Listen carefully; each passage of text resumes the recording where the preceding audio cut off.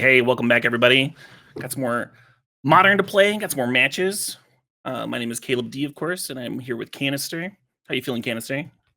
I'm feeling pretty good, although it was slightly heartbreaking to watch the match of yours where you were just a tiny bit away from being able to combo in many games, right? Oh, yeah. Just like one resource away, one land away, one card in hand away. One more mana in that game 3 would have been nice. I don't know. I was a little lucky to draw 2 Echoing Truths and Doom's You Doom's got to Draw do was the things. Yeah, right, you got to do the thing you wanted to do. So at least we can be happy about that, right? And I did get to combo 1 turn at least. Yeah, I generally like the Rhinos matchup. But they do certainly apply pressure. Ask some serious questions, of course. Anyway, sounds like we are ready for the match. We've got Doomwake against Aspiring Spike, two titans of modern streaming on Twitch.tv here. It'll be exciting to see who wins.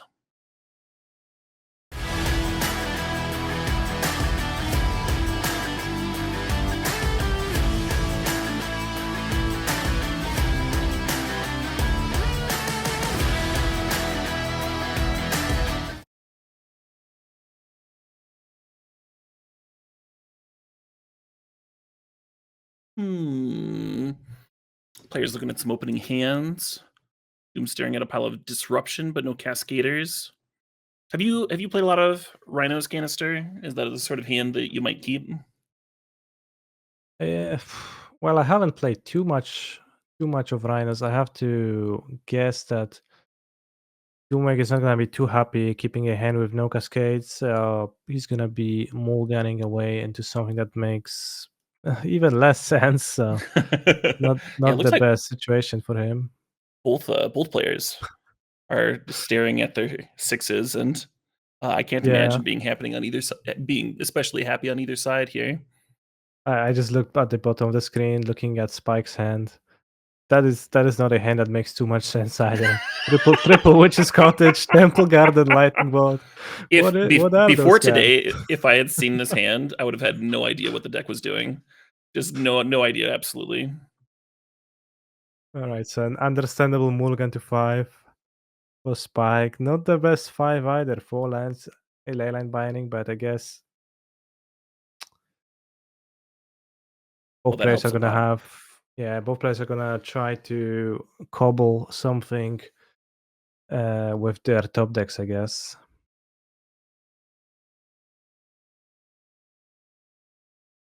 So Doom at least now has a somewhat functional hand, right? Some amount of mana, some amount of cards that he can cast. So it's not too bad. But no Rhinos on turn 3 is gonna make the game much harder for him. And Spike has a few threats now. Yeah, a pair of Whenever I excellent draws. Yeah. Yeah, both getting out of their kind of miserable openings. Every time my domain zoo type opponent doesn't have a early threat, I'm always pumping my fist. Would you call Spike's deck a domain zoo deck? No, I mean, it hasn't exactly killed anybody with Calibrated Blast yet, right? that is a fair thing to say. So I guess we can stick to that moniker.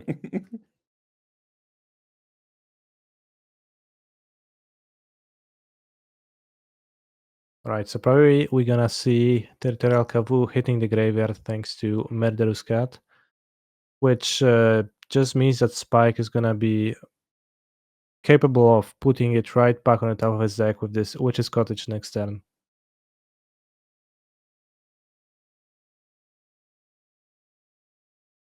I wonder how often that happens. I wonder how often you rebuy a random Kavu. Well, we're about to see because maybe that is gonna be the play that Spike goes with. It actually kind of makes sense given that the Kavu matches up so well against Rhinos, being a 5/5 against 4/4s. Probably not though. Well, if you draw under fetch land, I guess maybe. Yes, we did.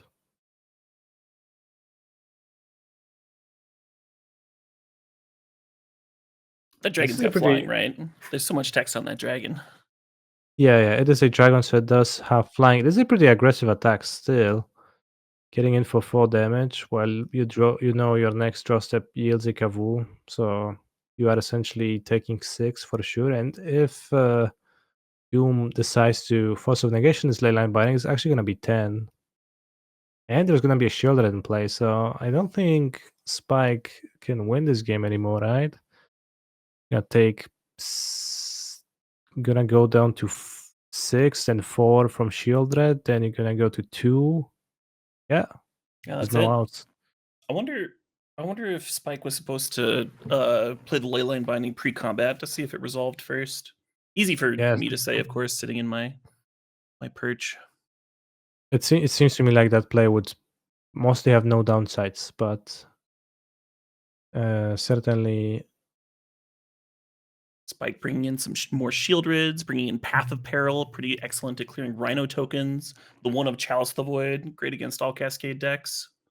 notably after sideboarding, Spike's deck is also no longer a calibrated blast deck. It just becomes a boring mid-range zoo-ish deck. No?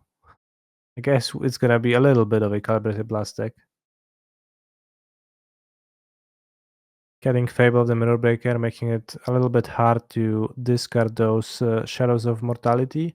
But on the flip side, Shadow of Mortality, if you actually get to cast it, is a pretty huge creature, a pretty huge body. So Yeah, 7/7's hard to deal with for sure.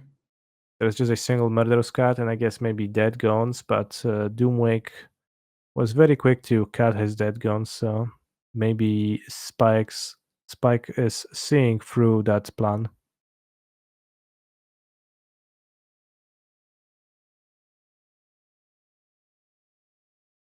So many shield rids here.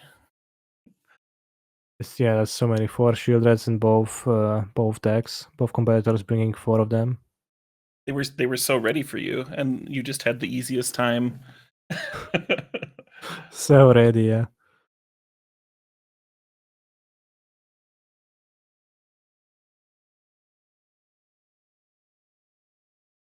No, it is pretty interesting. Like shield red can be pretty powerful against those beans decks, but at the same time, you're bringing a 4 mana monster against a deck that has, well, if you look at my specific list, probably like a dozen of removal spells that deal with it for 1 or even 0 mana. So Sure, it's sure. certainly a double-edged sword.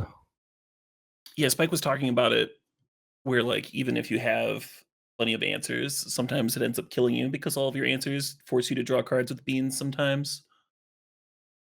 True, but at the same time, you could also flip that argument and say that, or if the more aggressive deck in the matchup uh, starts to bring 4 copies of a 4 drop, then naturally it's gonna be a little bit slower and then deal Oh, damage sure. at a lower rate. Yeah, valid point. How about these draws? How about these hands? Those are still definitely hands of modern Magic the Gathering decks. Mulligans command, ready to answer the sign of Draco and on turn 3, I guess.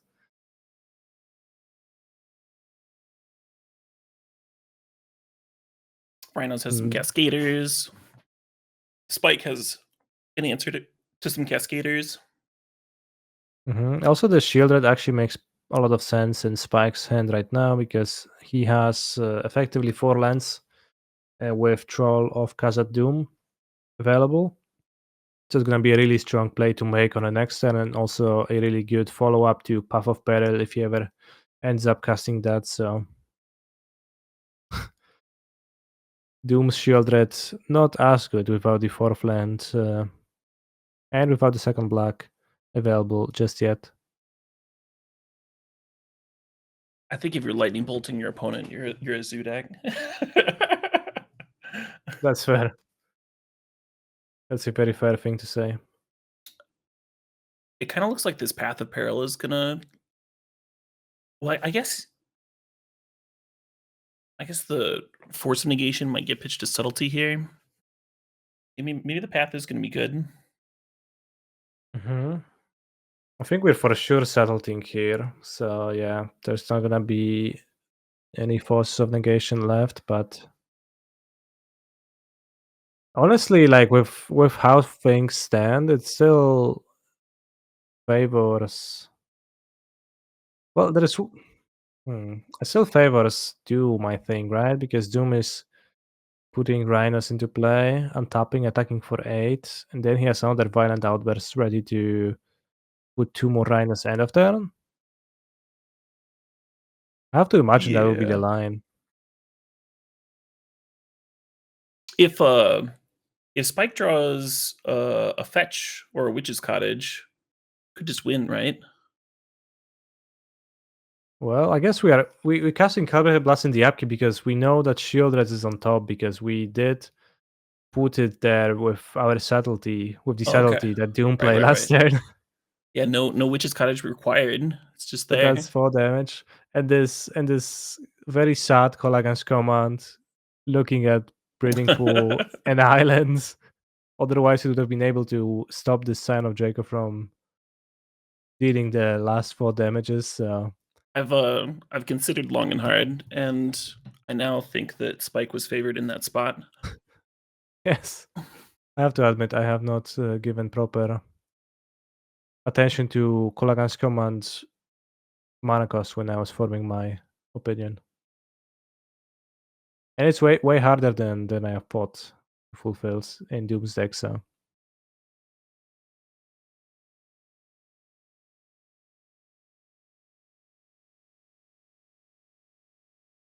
More hands.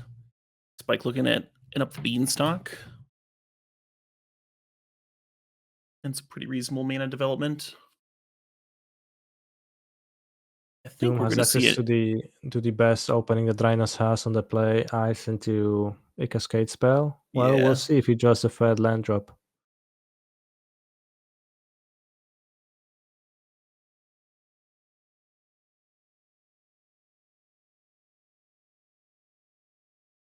No third land.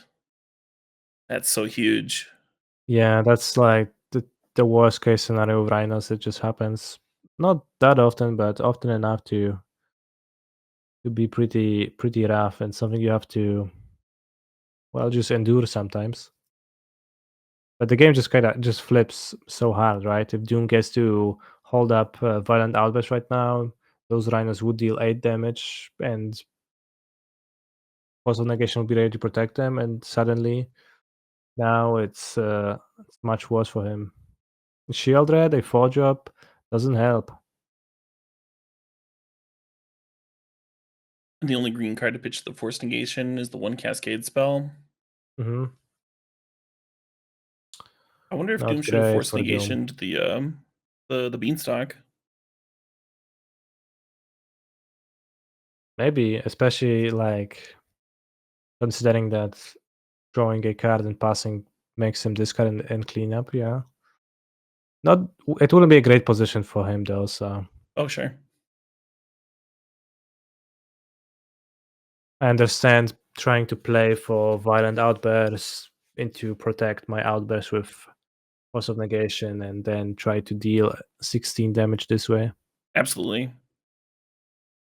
Yeah, to be clear, I'm not being critical of lines. I'm just thinking about them, considering what I might have done in that spot and that sort of deal.